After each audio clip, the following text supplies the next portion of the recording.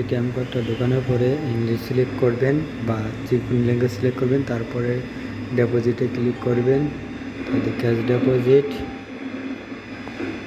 তারপরে কন্টিনিউ, তারপরে যে কোনো দুইটার সংখ্যা টিপবেন, তারপরে ইয়েস মারবেন, তাতে আপনার যেটা পিন আছে পিনটা মারে দেবেন।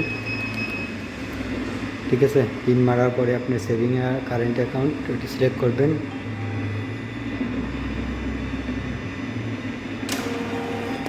তারপরে পয়সাটা দিয়ে দিবেন, দেওয়ার পরে এন্ট্রি,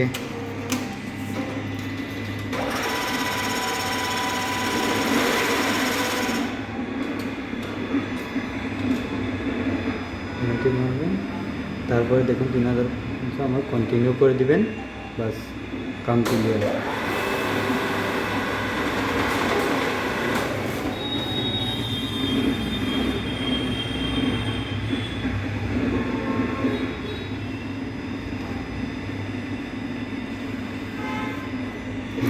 দেখুন এখন রিসিপ্ট দিয়ে দিছে